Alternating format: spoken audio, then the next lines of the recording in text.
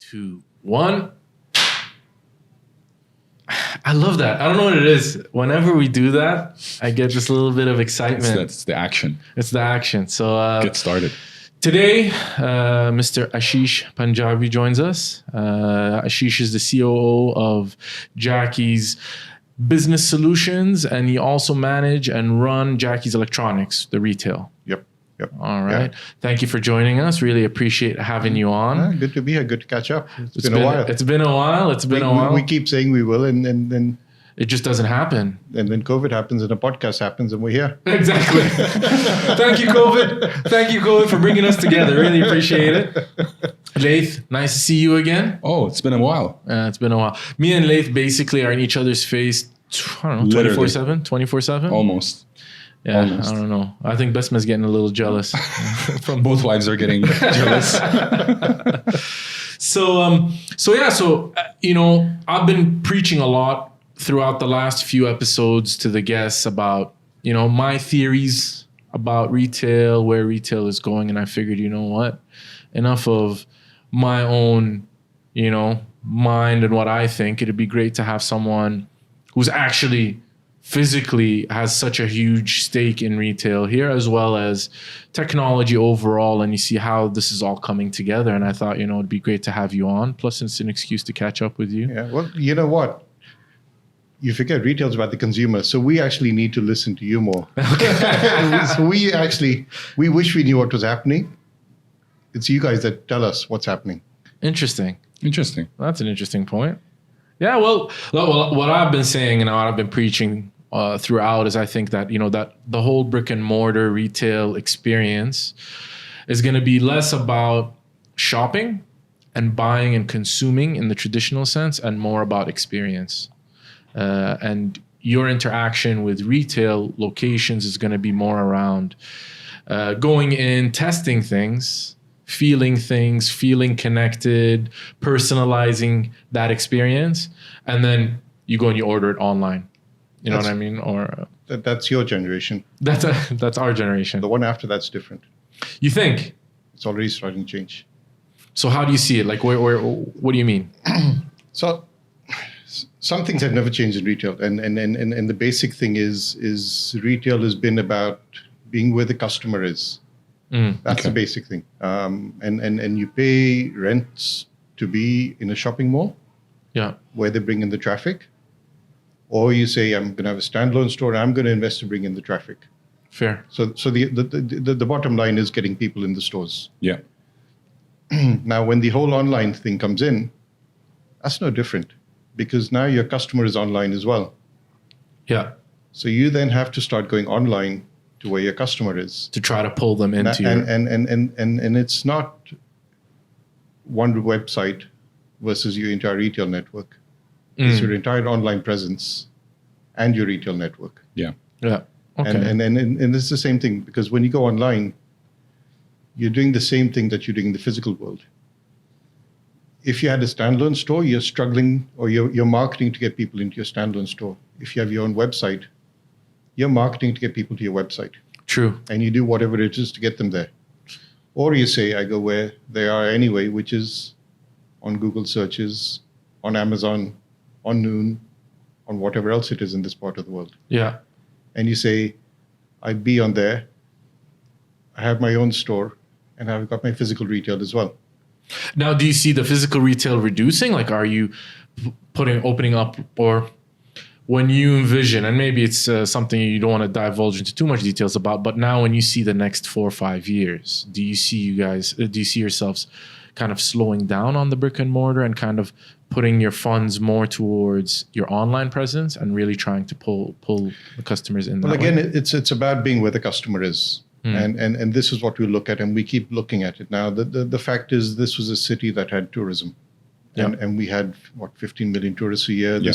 This is the place that's going to have the expo eventually, and that isn't business that happens online. Correct. That's still shopping that happens in the door when they come in through the malls. Yeah, you need footfall for that to happen. And the whole concept of the mall has changed as well. The mall is not a place to go to buy. The mall is now an entertainment destination that has shops in there. Yeah. This is and this is where things have changed over here. And we see the whole evolution of where everything went. And we have to be a part of that at the end of the day. And you plan and you think. So we've made changes over the years, and we'll continue to make changes. And I think a lot of what we see right now in the press is the fact that they will come back and say X thousand stores have shut. Yeah. Or X hundred retailers have gone out of business. The fact is, a lot of those people pre-COVID would have gone out of business anyway. True. True. It isn't because of COVID. It isn't because of online. It's because retail formats changed. So you think it just kind of just expedited the inevitable? In many ways. And a lot of these things were going to happen anyway. So if you take, for example, fashion retail. Yeah. We were growing up, we went to department stores.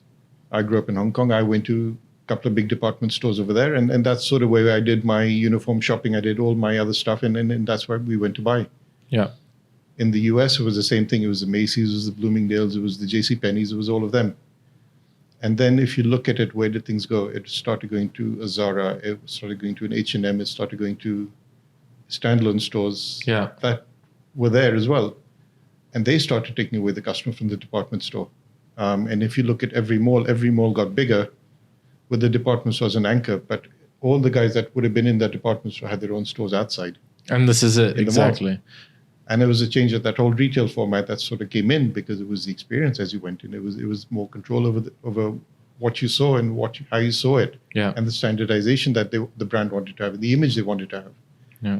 And this is what happens with any business that went on. So you knew in the back of your mind the department store format, the classic format, was dying. Yeah, its days were numbered, and it was just a question of when you pull the trigger. And we're seeing that now, like Debenhams. I know they've run into and then from the Canadian side, Sears, Eaton's, The Bay, all of these companies are essentially obsolete now, right? Yeah, but to his point, that started way before COVID. You saw it slowly decline year after year, and I think what COVID did is just push it to the edge, where it's now it's if you don't adapt, you're gonna fall behind. Yeah, I mean, you ended up in the department store in the last couple of years more for the experience, or not for the experience, for the price. True. That's where the bargains were.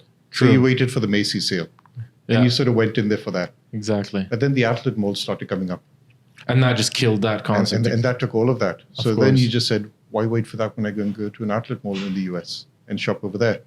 So retail formats have been evolving all the time, and again, it's a question of where the customer goes and understanding the different segments of customers.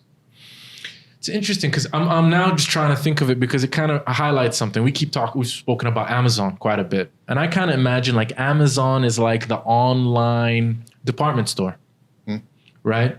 Do you see in the long run a similar kind of experience where people will say, you know what, I would rather go direct to the source and that experience with those individual retailers rather than go... Well, like I said, the customer online goes everywhere. And it's a question of navigating where they go. Now, it depends on the commodity in the product. Amazon is a search engine today. Exactly. More than anything, they've turned into a search engine. Yeah. And they're not the cheapest.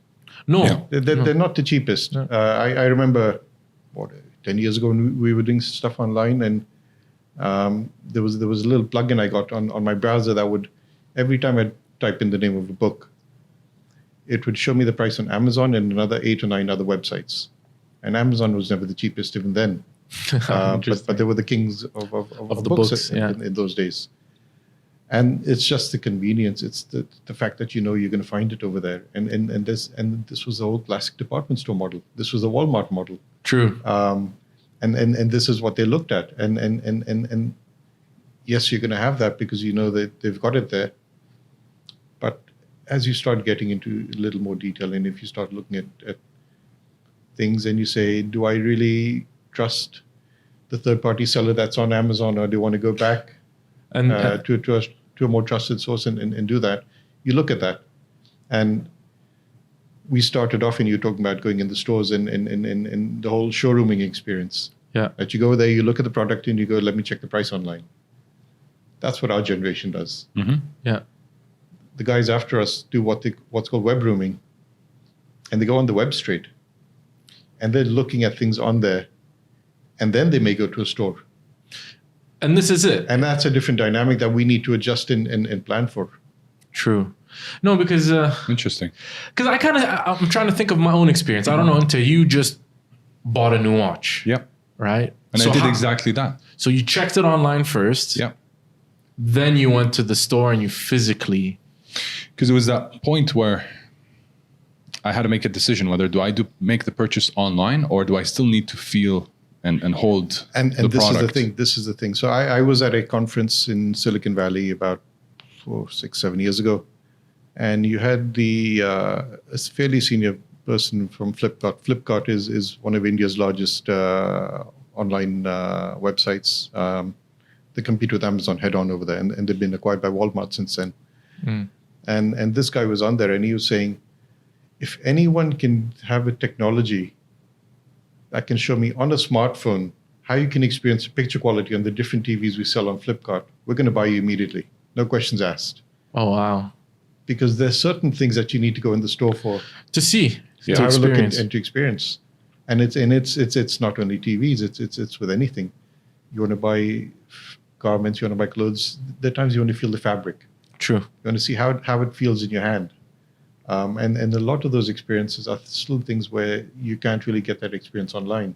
Mm. Something low value, okay, you can think of it, but return policies and things of that type are other type of things that come there. But again, the reverse logistics costs are huge. Of course. Yeah. And it's again a question of how long can you sustain that for? And the fact is, for a lot of online retailers, they were losing money because they couldn't hold that up. Interesting. Now, from what you've seen now obviously what we've just gone through has put a major dent in the regular revenues that you usually see, right? But I'm more interested now in seeing that distribution of the revenue. I'm assuming, and logically speaking, you'd imagine that most of or the majority of your sales now are being driven towards online purchases rather than in-store purchases. Have you seen that bump up? Because we did see that. I mean, so we saw the worst of the worst. You can't go any lower than having all your stores shut. So that was zero, ground zero. And I don't think as a retailer, anyone ever expected to be at that for a month. But what we did see was the online channel. Now, I think where the electronics industry is probably better geared compared to many others is that most of us have been selling online for a while because things like mobiles and things with laptops with the type of things you bought online fairly early on. So most of us are on version 2, version 3, maybe version 4 of our online strategy. Now, we weren't like the guys in FMCG or the guys in fashion or the guys in furniture who were still on version 1 and struggling to get off the ground. So we were fairly well advanced. We were on a lot of the marketplaces. We had our own traffic. But we did see that exponential jump that happened as well. And it was interesting. It was because, we had the typical products that we'd expect from in a work from home environment to sell. So the laptops, the printers and things of that type. Yeah. And we sort of saw that in a couple of ways when the schools first shut, then when the government shut, and then when the private sector shut. So we saw these 3 waves happen at that stage. But then we saw TVs sell. And we've rarely ever sell TVs online. And suddenly it was TVs selling left, right, and center because everyone's watching Netflix. And they suddenly said, we want to upgrade the TV in the house, or we want another TV in the house because suddenly husband and wife are fighting over the same TV, or the kids and their parents are fighting over the same TVs. And everyone wanted their own TV in there. And the limitation with televisions used to be you needed the cable box wherever the TV was, and now it's all Netflix or Amazon. Smart and then you TVs, say, as long as there's Wi-Fi around the house, we can have as many TVs as you want, and you start. Plug and play, exactly. And it wasn't only the fact that they were buying TVs, it was the high-end stuff. So it was stuff at 40,000 dirhams. Wow. Selling online and then like call up and authenticate. Are you sure you bought that? But that's what happened. I mean, when there is no other alternative, and again, this is sort of where, because we run some of the stores for Samsung over here, we started seeing those products selling through us, as opposed to the other places. Because when you're going to spend 40,000 dirhams on a television, I want to buy it from the source. I want to buy it from Samsung. You want to buy it from the place where I know these are the guys who can back it up. Exactly. Credible. Yeah, that's a big point. And that's what happened over there. But then we saw the men's grooming products start to sell. Suddenly everyone had to get haircuts at home. You see a lot of the baking products start to sell, the NutriBullets and things of that type. And a lot of the research that's come out since then has been fairly interesting, because we've seen, in fact, women's grooming product sales drop. And this is data from across the region, from one of the research companies, because they weren't going out. But men's grooming products started selling more. Because they have to groom themselves now. And for the first time, they were outselling the women's grooming products. Oh, wow. Interesting. Yeah. Do you think a lot has to do with it? Consumer electronics being so successful in these times because of the influx of, when you buy a phone, when you buy something technology, you can go on YouTube or any other platform and you have multiple people reviewing products, comparing Samsung to, whatever it is, be it TV, be it phones, be it grooming products. That probably helped you versus the fashion industry or any other industry, because the information is there, you can compare it. You don't really need to be in a store to try something on. Exactly. I mean, the fact is, you've had all the online reviews, you've had every newspaper, you've had every magazine, you've got everyone sort of doing this, and they've been doing it for generations. Yeah. And there's been no shortage of information. I mean, the best thing the internet did was democratize information at the end of the day. True. And it's given you access to any type of information you needed. When we started selling online, so we started selling online in 1999, 2000. Oh, wow. So you've been doing it for a while now. So we were probably far too early when we did it over here. And the whole reason we did it is we were mail order. We were a mail order catalog company. So we had printed catalogs that we were selling from anyway. So the next step was to go online, and it was a static catalog. And then it became a dynamic catalog where you started changing the prices more often. And we found a whole different audience that started buying from us, and a whole different profile of products that we started selling. I think that's really cool. Like, I may want to just pull it back a bit, and I think it's deserves a little bit more kind of background on it, on your business, on your family business, the size of the business, how many people you're employing, because it's a sizable operation that you guys are doing, and you guys have been doing this for years and years. And if I remember correctly, it started in Hong Kong. Yeah. Started in Hong Kong in 1970. So now we're 50 years old this year. Wow, which amazing. is amazing. Which is a fairly large milestone, and we're multi-generational in the business. So it's my dad and his older brother who started the business, and between them there was a 14-year age gap. So there was sort of a half generation age gap between them. Wow. And then there's my cousins and me, and we've sort of got a fairly large age gap between us as well. So every half generation we've sort of had someone else come into the business, and it's been interesting to watch that evolve, because you talk about first generation, second generation. We're sort of every half generation we've got someone or the other coming in at this stage. Exactly. So now my nephew's in the business as well, and he started a year or two ago. And we're sort of seeing the whole evolution of how we move on from there. Amazing. How many stores now in terms of retail stores, retail outlets, do you guys have a presence? So we've got, at the moment, 4 stores for Samsung and 3 as Jacky's Electronics. Wow. And the Jacky's Electronics are usually larger stores? No. So, I mean, our format had been being the type of store where you can come in and come out fairly quickly. So that was sort of between 1,800 to 3,000 square feet was sort of our sweet spot. Nice. The bigger box stores are where you go in and then you're sort of swallowed in, and either you confuse yourself or you spend a lot more time in there than you plan to. True. And so yeah, just coming back again. So when the business was initially set up with your father and your uncle, the model was a little bit different. It wasn't straight into retail. They had done... No, retail only started in 1988. So till then, it was a mail order company. So selling from catalogs, printing catalogs, and shipping around the world. And the whole reason was Hong Kong was a place where you sort of had everything in those days, and it was duty free. Yeah. And we would supply to largely the NGO community and the diplomatic community that had duty free privileges for import. Primarily in third world countries where you didn't have access to product.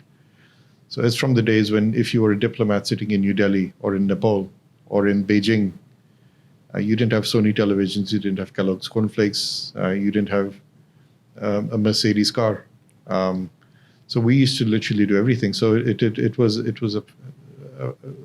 a point where we say, whether it's a pen or a plane, we can sort of supply you everything. Wow. And then you guys narrowed it down towards electronics, like. So we were doing a lot of things for a while, but the business itself started to change, and we set up in Dubai in 1985, and it was one of those. My dad says it was one of those transit stops that he came here, and he was on his way back to Hong Kong, and he stopped in Dubai for a couple of days, and he started looking around in the market, and he saw the prices here were sort of different in a couple of the categories, and this was again a port where he had access to a lot of products, a lot of brands. And then he started looking at it, and he said, "There's an arbitrage opportunity between Hong Kong and Dubai in terms of what you supply, and then the logistics from here as well, because we were talking a lot of the third world countries, and by then, a lot of the Far East, you couldn't call those countries third world anymore in 1985. Yeah. So your bigger markets were in the Indian subcontinent, it was getting into Africa, and those are better served from here. Yeah, of course. So part of the Indian subcontinent we did from Hong Kong, part of it from here. And it was a matter of which product it was and where it was cheaper and where you supplied it out of there. And that's sort of where it went in. In 1988 is when we got into retail. And again, no strategy, no plan. It was completely accidental in a sense. It was a case of the building we were in Nasser Square in Dera. We had the office upstairs, and there was a Sanyo showroom down, which got vacated.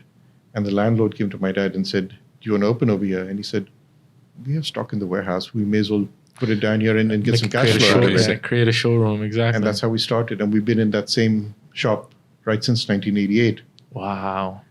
And everything sort of went from there.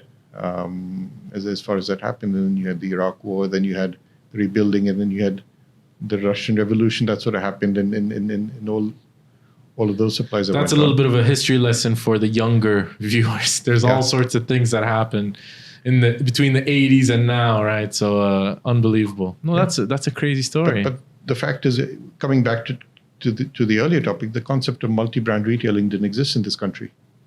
So if you wanted to buy a Sony television, you went to Jumbo Electronics because they were the sole distributors. It was JVC, you went to Oasis Enterprises. It was Panasonic, you went to Alphathane. That's right. But if you wanted to compare all three of them, you would never see all three of them on one shelf together. And this is what we offered. And you sort of came in and you could see the three TVs, look at the picture quality, turn the sound up, and then decide, this is the one I want. Wow. Interesting. Yeah. And then now we're in this new age where you can go online, watch a million reviews. We're talking about Amazon, right? And you're saying it's a search engine. For me, I think when I was kind of reflecting on when you said that, I like to use it almost like a review place. It's I go down straight to the comments and kind of see the experience with that seller, number one, and the experience with the product, and you kind of get a taste of both in the Amazon world. Yeah, I don't know. It's a wild. Do you miss going to the mall? Do you miss going and having that experience? Not necessarily, no. I don't. It's good to have that experience in the back of your mind that you can go and visit a place where you can see the product that you're looking. But for my interest, no, I could live without malls personally. So I think it's interesting. I think what, if anything, that this period is sort of given us, and you speak to a lot of people now, and even ourselves, the fact that we're home, and the fact that you're connecting virtually with a lot of people that you haven't been in touch with, or the fact that if you've started meeting, you're meeting in smaller groups, you're meeting more intimately, you're meeting in your house, it sort of takes you back to where you were once upon a time, because I think we all got too busy. We got far too busy for too many years. It's true. And it's like anything. The moment you get overstimulated with too much information and too much in front of you, you lose sight of what's actually there. Absolutely. And I think we've learned to appreciate a lot more what's with us. Definitely. So even now, when you get into a mall, it's a lot more functional. You know what you're there for. You do that, and you come out. It's purposeful. Yeah, it is. Yeah.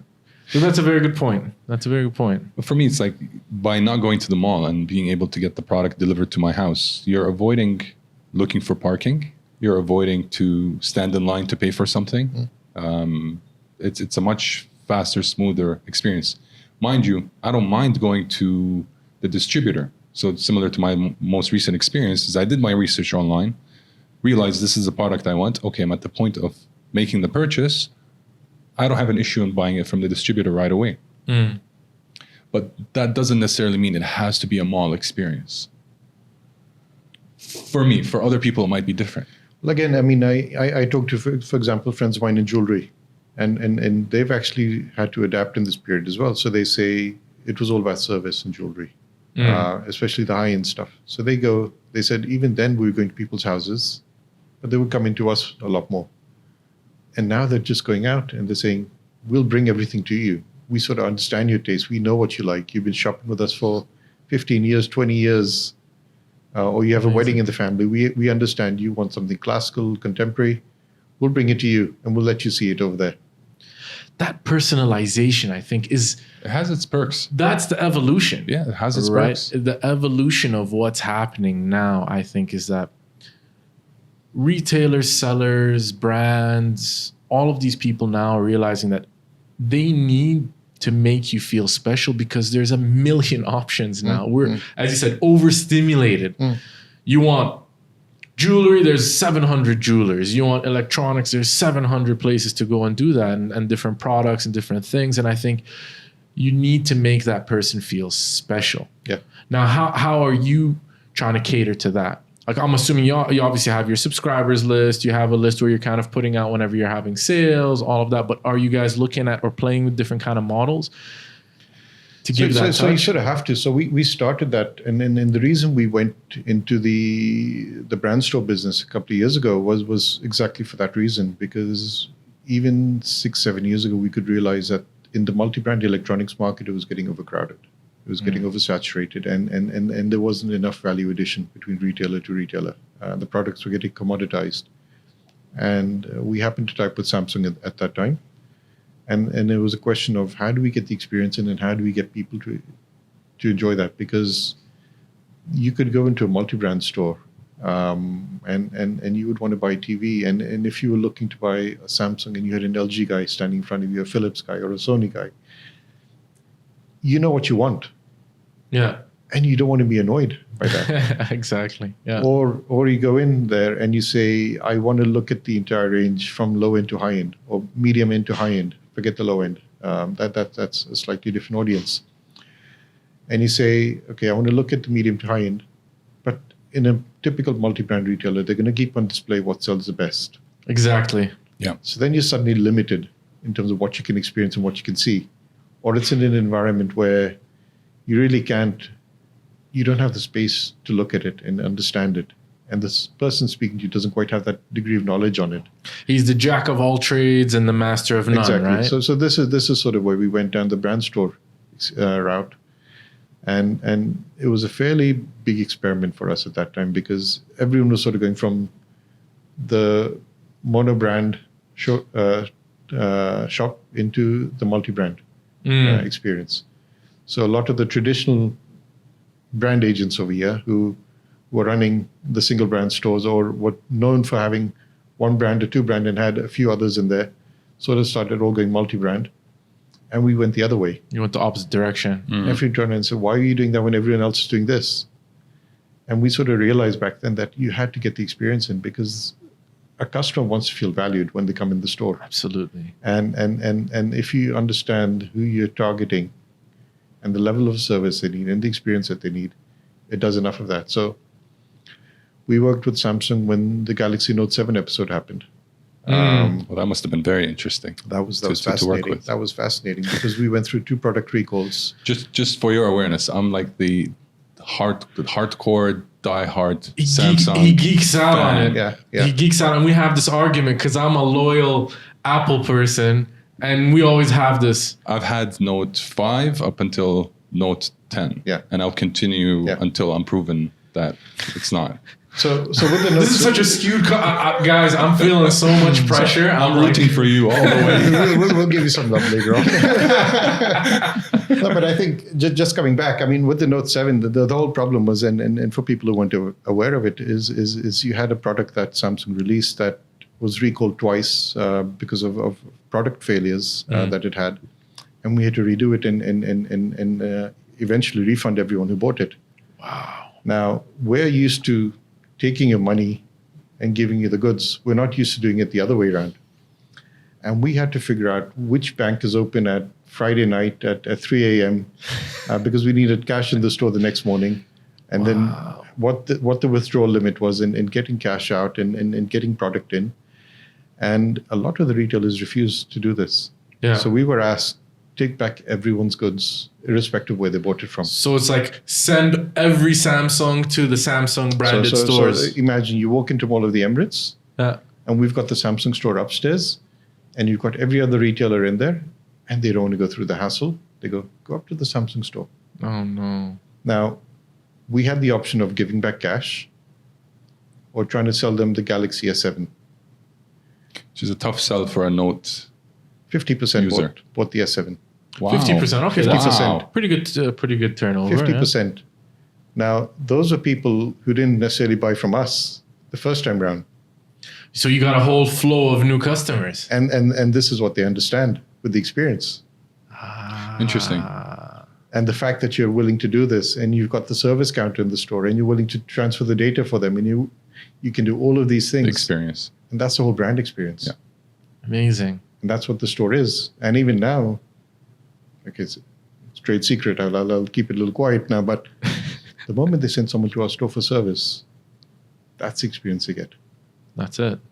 And that's it. And then that's what we need. And then you've captured them. So that You've switched them. what seemed like a challenge ended up being a great opportunity for you, and you've captured a whole new audience. Well, that and the fact that is we had a brand that was growing. I mean, the number one in the mobility space with smartphones, the number one in TVs. So the fact that you've got two strong categories as well helps for sure. Yeah. Do you find, and I don't know what the percentage is between a smart buy, I'm going to call it, I don't know, for lack of better terms, versus an impulse buy. In this new world, do you think having that experience where everybody's kind of moving online, does it favor the impulse buyer, or does it, how do the numbers work out? So are people less likely to have an impulse buy now that they're not having that experience or going through That's a good the question. physical experience? So I think impulse will always be there. It's just a question of how you cater to that now and how you market it. And I think with digital marketing, we've seen so much evolution in terms of how things have happened and the role of influencers and everything else that's around. So you sort of see that. Now, as far as the online part of it, I think the big difference has been is the acceptance now being by credit card as opposed to cash on delivery, which is always a big thing in this part of the world. Because with cash on delivery, you had time to reconsider your decision. Yeah, true. There's a gateway. True. Yeah. And the quicker you can deliver the product, the less time they've got to cancel as well. Yeah, exactly. Exactly. Do you do your own logistics for your online? No, I mean, you have to work outsource? with best-in-class people. We've gone through this journey. Like I said, we started it online about 20 years ago. And we learned fairly quickly there's certain things you outsource them to the best people because they can scale up and they can do things far better than you. And you leverage off that. And this is it. Know your space, know your role, stay in your lane. It's a nicely plug. It's a plug for the show. And this is one of the reasons why I call stay in your lane, obviously. Absolutely. Is to know your strengths where they are and work towards those strengths, right? So, but there's so many things now just running through my head. That question you had about the impulse buyer versus the educated buyer. Again, once you said that, I kind of like dove into my own brain and I'm like, am I more strategic in the way that I purchase now? Or am I... I like it. I feel like it's a combination of the two, right? I've been very big. I kind of went on this weird like Pandora's box. So I went through 2 Pandora's boxes of experiences during COVID time. One is we set up a podcast, right? So we just went down this rabbit hole. We've been talking about it for a long time and we decided to go ahead and do it. The second is I've been super intrigued by Shopify.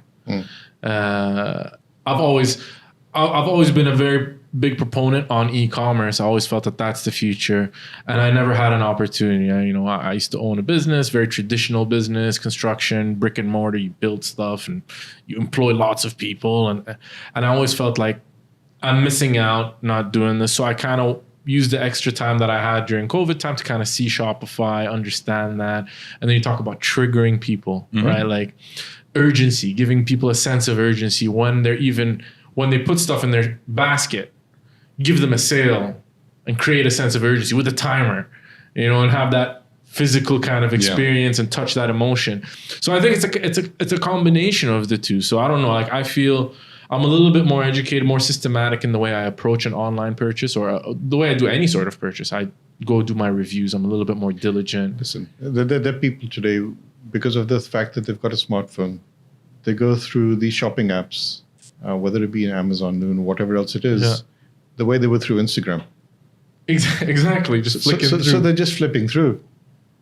So you do have that impulse in there that you can do, and the more data they've got on you, the more they understand you, and start catering it, and that's what freaks me out. Yeah, that freaks me out. Now we're kind of like slowly diverting into the tech space, right? Into the way these technologies that we work with, how they're impacting us, and how I know I'd like to consider you as a tech expert. I think you are. Right, you're an authority. I think in this region, at least, you're always talking, you're always speaking, get invited, you do all sorts of crazy things. The authority, Ashish. So now we have you here, and we kind of want to pick your brain. There's a few things like 5G. Where do you see that? Is that coming? Yeah. How soon is it coming? I think they've been deploying 5G here for a while.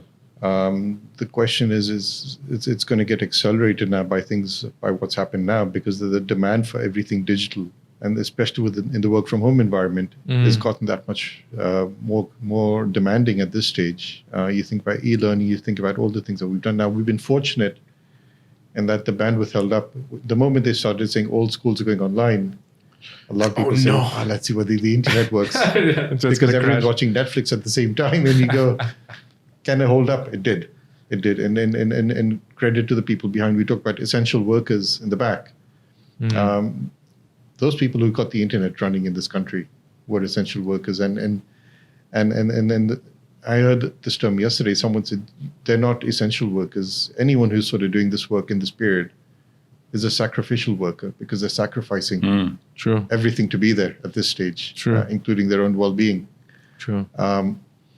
So things like 5G are going to happen. The expo was supposed to be about 5G. That's the focus, the theme of it. I didn't know because it was about technology. At the Did end you know of the that? No. Well, they were of course going to do that. So this is why you had the telecom companies here. They had the infrastructure ready. They've had everything ready. So after South Korea and a handful of other countries, we had one of the best networks in the world, up and running and ready and being tested. Now things are going to happen, and we'll see it. But I think it's going to start coming in ways that we don't feel it right now. And it's going to be what happens in your car, what happens with the TV, what happens with the appliances in your house, and all of these things being natively 5G connected, and then what that means to us. We talk about driverless cars in the future, and things like that. All of those things need 5G. That's going to be the backbone of it.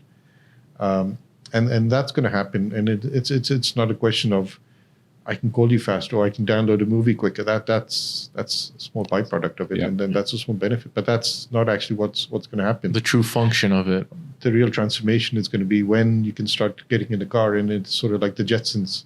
Yeah, exactly. And you're floating around, and things happen without you even realizing it. Yeah, we just spent so on the last episode we touched on that, the EV, the evolution of EV, Tesla, its role in it, and I think it's coming, right? Whether you like it or not, and I think what happened now just kind of pushed things along even further, right? Like just kind of forced that issue. I mean, the only thing is with the tech community, they've had to go through a amount of consolidation as well in this period. So I was listening yesterday to an interview that the CEO of Uber was doing, and he was talking about it, that they've had to now suddenly pause on certain projects because they had so many things that they were doing at the same time. And then you start saying, okay, you need to keep the business running and make sure that business still exists in 2 years from now. Yeah. And if people aren't driving Ubers around, and that's the cash cow of the business, you need to resize the business for a while. Yeah. Keep it in there, and then say, I'm going to hold this or go slow on it until I can build up the base again with the other cash that comes in, and then start putting money onto that again. So we may see a small blip for the time being, but it's going to be something that comes back. So a blip in the way the technology is transforming, like, is that what you mean, or? It could be, yeah, because end of the day, you need cash to burn to invest in R&D. And if you've got the cash, you can do it. So if an Uber has got the cash from the rides, they can do that. If they don't have people riding, they have to think what they do. Yeah. And this is sort of what we saw with Uber Eats and Careem. Yeah, they came together. Coming together on the food delivery side over here. They've had to look at these type of things all over the world, and I think a lot of what's happened is that bubble we lived in is now starting to get rationalized. True. And it's with any business over here. We look at property, we look at real estate, and you sort of said, did we need all of this at that time? And do all the shopping malls that are being constructed actually make sense at those prices? And is there a need for it? And you sort of start looking at everything, and you come back to it and say, where does it fit in? True. No, I was reading an article, and it would be interesting to get your take on it. And it was around the responsibility of the provider of the space. So, in this case, the builders of the malls, all the big companies that we have here, and the responsibility and the role of the retailer itself. And who's trying to do what. And traditionally it was, okay, we have the space, we're driving traffic, and it's your responsibility to get that traffic to buy something in your store. Now the problem has become, I won't say the problem, but the challenge has become the opposite. Now it's the responsibility of this place where you have your retail shops that's trying to pull in traffic. And there's an unfair, I won't say unfair, but there's an imbalance, I think a traditional imbalance, where they were in the power position and everyone was fighting for space in their locations. And now kind of things have changed. How do you, that's a very sensitive subject. No, it's sensitive, but it's simple. When you develop an infrastructure project is supposed to have an ROI that lasts over a number of years, and you finance it over a number of years. So there has to be utility for it over a number of years. True. When you look at some of the developers over here, they build a project, and a year later they cannibalize their own project, and a year after that they cannibalize their own project with another project of theirs. And every winter they seem to have a new project. Yeah. Now you can't sustain that. True. And the responsibility has to come back in terms of how you designed and built that to begin with. And if they've done something wrong in that, that's something they have to be accountable for. But it's not only them, it's who financed them. True. And how did they let them finance them? And now you've got all the banks scratching their heads and saying, why did we get involved in this, or why did we do that? Right? And they're asking all the tough questions now. Yeah. So there is now the benefit of hindsight coming in, but you just hope you don't make the same mistakes again. This is it. Are we going to all have this like short-term memory? Oh, I think we will. I think it's human nature. I don't know. I don't know. I think a part of me, now that we've gone through 3 months of COVID, and in my line of work, we're always looking for new solutions to adapt to the market. And for the last 2 months, they're like, okay, we need to find COVID solutions. And kind of had a meeting the other day. I'm like, guys, let's take a step back. All these solutions that we're thinking about, these new solutions or existing solutions that we're trying to adapt to the new world, once there's a vaccine, they kind of become obsolete, or your unique selling proposition becomes not there anymore. So this is the thing. Solution selling is about fixing a problem. And you need to identify what the problem is first. And I think this is where a lot of people go down a rabbit hole is they don't actually realize what the problem is. Exactly. Yeah. And they're with a nice to have, not a must have. Yeah, exactly. And this is if it's a nice to have and you can't justify what the problem is that you're trying to solve, you've lost it over there. Now, we don't know what's going to happen with this. A vaccine may help 2 or 3 strains of COVID, but not the other 17 that exist over there. So there are things that are going to happen with the lifestyle that are going to change. Grew up in Hong Kong. They've gone through SARS once. They've gone through bird flu. They've gone through various things over there. So certain things were a part of life over there. Yeah. The fact is you had sanitizers everywhere. Face masks were a fairly common sight, even during a normal time over there. If you saw someone with a face mask, It's you normal. You didn't think about it. Yeah, you said, yeah. okay, that's their choice, and that's how they're going to walk around. Fine. And you did that. And it's going to be a lot of that now. The fact is we've now learned a lot of lessons in terms of things that we took for granted at one stage in our life. Yeah. And we need to be more aware of it going forward. Yeah. And I think this is what we start adjusting to. So, for example, a little plug over here. One of the businesses we got into is we do now escalator sanitization equipment. So it's a little device you add onto an escalator, and that kills all the bacteria on the escalator handrail every time someone gets onto it. Ultraviolet through ultraviolet or Ultraviolet, chemical, and with rollers. So it's a 3-step process. So it's 99.99% virus-free by the time it comes out, every time a new person gets on the escalator. Now, the fact is the average escalator handrail is 17 times dirtier than your toilet seat handle. Ooh, nasty. I knew about the shopping carts, but I didn't know about the Nasty. escalator. Yeah. Now you can't say don't hold the escalator handle, especially you're going down, you've got your kids with you, you've got someone older with you, you've got someone who's off balance. You need to hold on to that thing. Of course. But now it's a question of, that's a problem that you need to look at, because that's how you stop anything getting spread over there. Yeah. And these are the type of things that you start thinking of is this has to be there, because this is again where automation comes in, because even something like cleaning, and then this is an area I've been spending a lot of time on in this month or last 2 months, is how has cleaning changed, and the role of humans versus automation in cleaning. And you say you've got humans and you've got automation or robots, and then you have a field called cobotics, which is where the robot is now the co-worker to the human. And this is sort of where it's going, because in this situation where you're trying to keep viruses free, you're trying to keep surfaces clean, it's about frequency of cleaning. It's about how often can you clean those surfaces. And that isn't what a human does very well. Yeah, exactly. The humans do the spot cleaning and the dusting, and that's sort of where the focus was. Yeah. And cleaning sort of was one of those things that happened in the third shift, in the graveyard shift. Yeah. And now it's sort of coming into the first and second shift as well.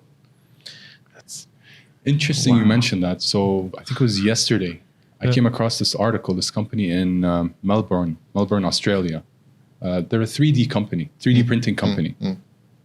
They specialize in 3D printing metals. So they did a study, and they found that active copper kills microbes and germs. So so they did a test on COVID-2. Yeah. And apparently within 1 hour of contact of COVID with active copper, 95% of the COVID microbe dies. So we've got a material we're working with as well that does something similar. So now, interesting. Yeah. So now what they're doing is they're looking at coating every stainless steel touch point, whether it be the washroom, doors, handles, whatever it is. Spray it with that active copper, and it helps. So it's thinking outside of the box, using existing solutions that we have to fix the problem. So you guys have something similar, or that you're working on? We are. It's sort of being tested at this stage, and we've actually just got the samples in. But I mean, these are the things we're looking at. Is in the long term, where do you start finding solutions to all of these things? Because you've killed one strain of the coronavirus, but what's to say in the next flu It's mutating. It's mutating. In the next flu season, what comes next? Exactly. But these are sustainable solutions. Yeah. So regardless of what microbe or version of it comes, is it. That solution will stand. This is it. It's great. You segued really well to it, because that was one of the things, I think we really wanted to talk about and kind of pick your brain on is 3D printing. Right? I know that's something that you guys are very active in. I remember you talking about 3D printing to me ages ago, and I think the technology's been around for a while. It's not that it's extremely new. It's about 30 years old now. It's about 30, but really found its practical space in the last, say, 5 years, maybe 10, 5 to 10. 10 years old, yeah. So it's a place that I think you guys, you have a presence in, an active presence in. So What's going on with that? Like, it's a very silly question, but it's like a very broad. Yeah, well, I mean, it's one of those things that people come back and they say, "What happened to it?" And we say, "What do you mean? What happened to it?" It's still there. And no, it was a thing from I guess the press and the media a couple of years ago, where they said a printer's going to be in every house and you're going to be producing everything in your house on a 3D printer. Well, it's not going to be that. 3D printing is a lot more complex than that. Yeah. Because you need to have all the different materials you can print on, and there isn't one printer that does everything. There are different technologies for different things. So when you talk about metal, you've got what's called an SLA or SLS process, where there's either a laser involved, or you've got a powder involved, and you're working on that, or you have what's called an FDM technology, which is sort of using a plastic and melting it at high temperatures to have it there, or you have a polyjet technology, which sort of works like an inkjet printer in the way it works. But each of these technologies works well on different materials. And it's a question of finding the right material for the right printer, and then the speed at which they work, and then having the designs ready and being able to create something, and then being able to finish it, because it's one of those things that you still need to put it together and assemble it and fix it as well. True. And have it feel right in your hand. I'm looking at the door handle behind lathe, and I said, that doesn't come out shining like that.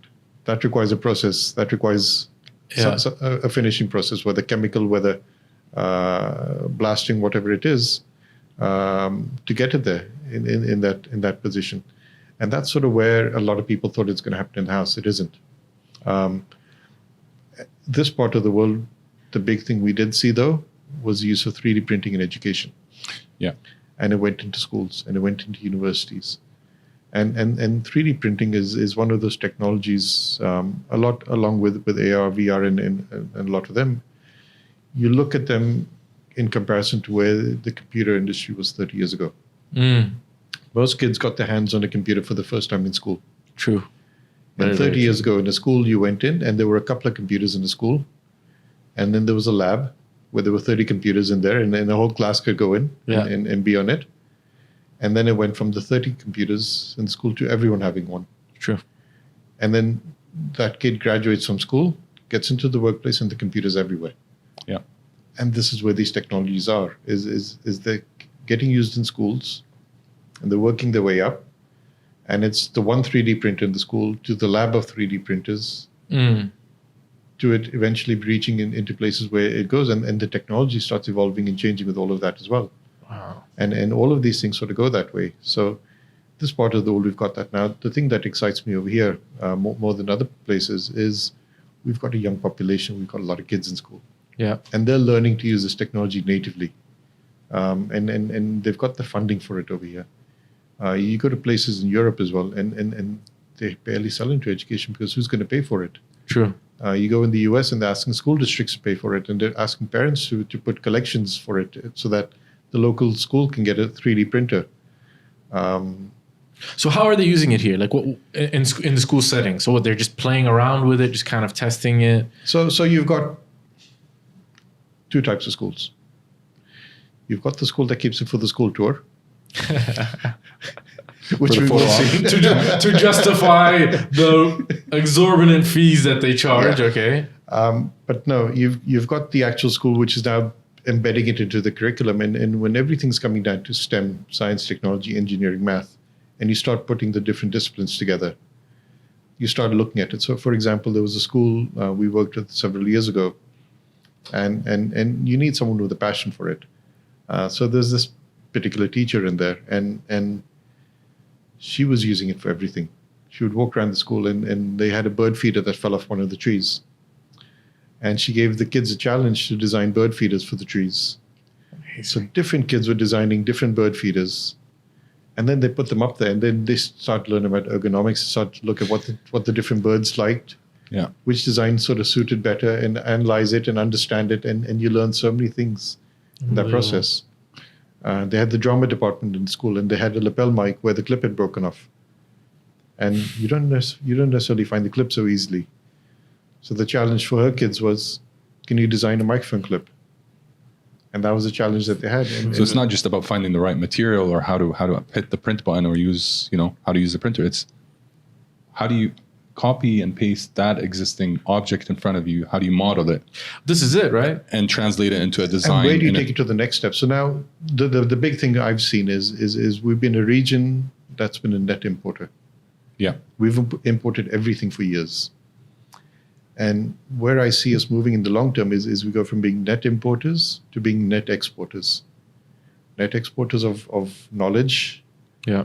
Net exporters of design and creation. Now the manufacturing can happen anywhere because you can do distributed manufacturing now. Yeah. But the fact that you've designed it over here, you've done it over here, is what gets it out there. And I think this is what excites me when you've got such a young population in any country in the region. You look at any country, at least half the population is below the age of 25. Yeah. And this is what they could be doing. And I remember I was at a retail conference many years ago, and there was a girl who put a hand up, and she was a designer, fashion designer, and she said, I'm struggling to get my designs in any of the retailers over here. And Giorgio Armani was Giorgio Armani in Italy before he's Giorgio Armani to the world. Yeah. How can I be anywhere in the world if I can get anyone over here to list me? That's a very good question. And the moderator turned around and said to the panel that was on the stage, and they're all fashion guys, and said, who's going to help this girl get her stores, her designs in their stores? And you had 2 or 3 of the large guys in there, and then 1 or 2 of them said, we'll give it 2 weeks. Wow. And that's how at least that person's journey started. I don't know what happened with it after that, but this is what has to happen is eventually. And I think this is now the beauty of where things have gone digital. You look at all the different people on Instagram designing things and creating things and selling things, and making a name for themselves, and getting their own avenues and own outlets to now make and create and design and invent.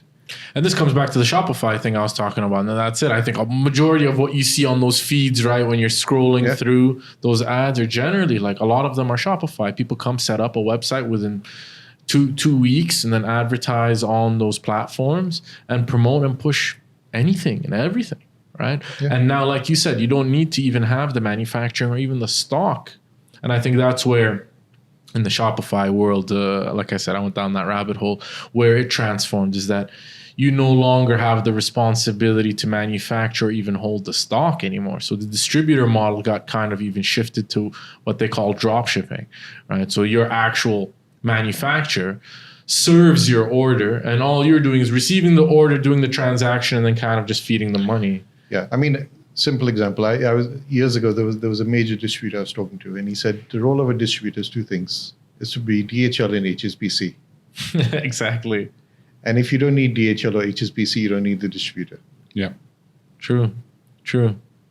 But in our, do you see that model breaking in our region? Because it is. It's started to. So a lot of the traditional distributors, and I call logistics partners.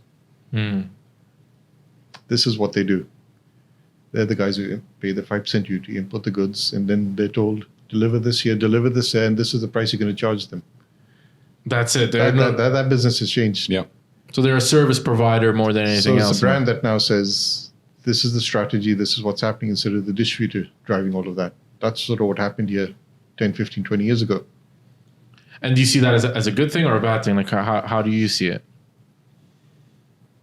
Depends what industry you're in, I guess. But I think, we're at least on par with the rest of the world. And we're not left behind. The experience is at least uniform. But I think for someone who's coming up, it makes it a lot more difficult as well. Of course. How do you compete with the Heinz if you got your own brand of ketchup? True. No, very, very true. Very, very true. We're talking about, so again, I'm going to kind of pull it back towards the printer and the 3D printing. Do you see that as replacing traditional manufacturing?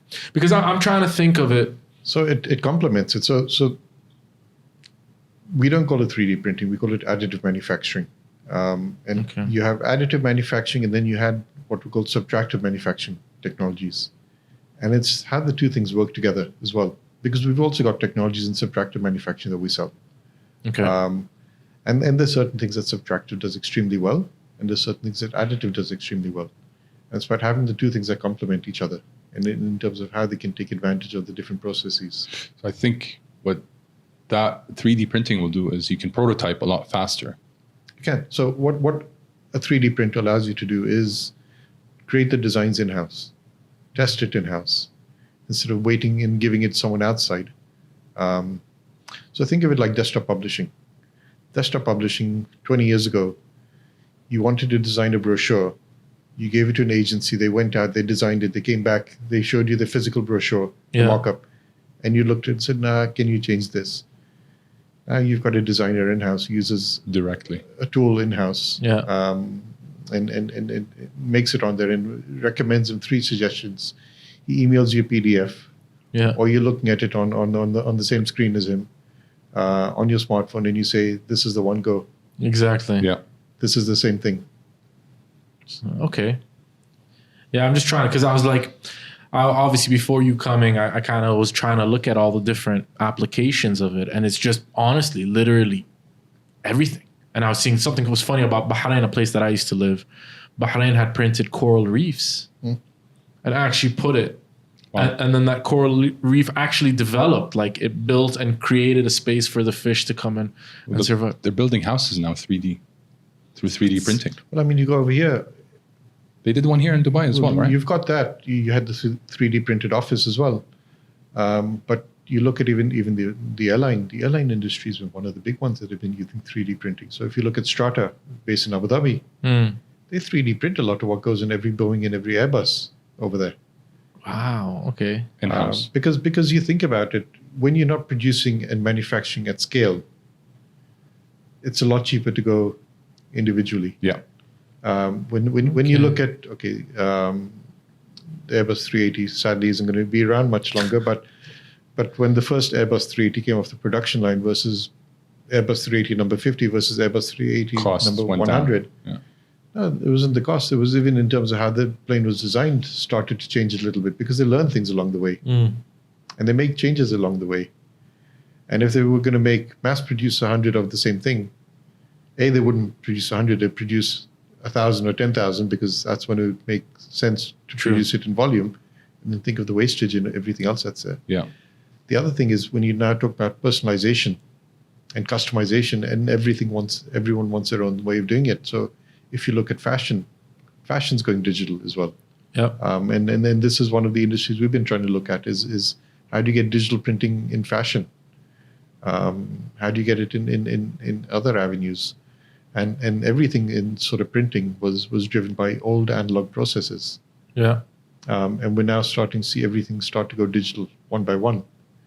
So your billboards, your shop signs, your packaging on the product. So if you had, example, the Coca-Cola cans or bottles that were there, and they started coming with a name on them. Yeah, exactly. That's personalization. Of course. Now, your name's Namir, and you don't find a can with Namir on it. Makes me really sad. Please, guys, it is, Namir. But this was something a Coca-Cola could have done in other parts of the world because they're using the digital technologies, and they said, okay, we'll print it for you, and we'll ship you a case. I would love that. Yeah. Coca-Cola, send me a Namir branded Coca-Cola can. Yeah. I'll have it here on the table for you guys. Amazing, man. It's just, I'm just like, whenever we talk about these things, right? And what I love, come back a bit about our personal kind of endeavor into this world of podcasting is we get the chance to kind of talk to people. And it kind of brings all these thoughts, all these things into fruition and kind of, not in fruition, but also kind of gives you a perspective. So you're a person that is experiencing this in a different level than we are, right? We see it through the news, our little few interactions that we get, and then you have someone that's on the forefront or someone that's involved in that promotion and where it's going. It's just the personalization you've brought up, the digitization, the, everything kind of going online, experiences. Where do you see all of this now in 5 years? I'll give you, if you have goggles, and I'm going to put you on the spot. What's happening? So, I mean, it comes back to where I started from. I said the internet sort of democratized information. Where all of this is now going is democratizing creation. And I think we're all creators at the end of the day. Yeah. We're all different at the end of the day. And all these technologies eventually let us do exactly what we want. Exactly. Now, to link it all up and go back to where retail comes in. Yeah. Now think of the retail store as a factory. And the 3D printer isn't in everyone's house, but you've designed what you wanted in your house, and you go to the store to pick it up because they produced it for you. And think of the shopping mall as a line of factories now. And that you see that for all lines of business, fashion, technology. Think of sneakers. That's exactly what I was thinking. Think of sneakers. I'm gonna, my shoe size is this. Here's the material I'd like for you to use. Here are the designs, and I email it to you, and I end up coming a day or two later, or even an hour later. Yeah. And it's hot off the press. Wow. And it's unique, customized. Think of furniture. Think of anything. So you see that potentially happening. That could, if everything goes in the right way. I'll use that tagline: the democratization of creation. Wow. We know what the episode's going to be called. You just gave us the name for the episode. On that note, Ashish, thank you so much for coming. Honestly, it was crazy, man. Like a lot of information. We'd love to have you back on again, because we'd love to pick that brain of yours a bit more. It's a bit sore now. I'm sure it is. We got you working, but honestly, it was amazing. Laith, thank you as usual. Anytime. See, I'm trying to be more cordial, formal with my friend Laith here. Thank you guys for watching. As usual, like, subscribe, share, tell your friends, and we'll catch you on the next one. Right? Next one is with who's our next one? I'm trying to think now. Al-Durra. No, before. So we have my cousin Mahmoud Al-Durra, an IFBB professional bodybuilder. He's going to be on the podcast on next Friday, but we have a Tuesday one with Kerning Culture. That's right. Right? See, that's what I'm saying. Yeah. Hiba Fisher. Yeah, so it's going to be amazing because she's started the first podcast network in the Middle East. She got venture capitalists behind her. She's someone that I look up to, you know what I mean? Like, so she's definitely on the forefront, the godmother of podcasting in the region. I don't see how she likes that terminology. So join us on the next one. Thanks for the love. Appreciate it. Catch you on the next side. Flip side. See you later.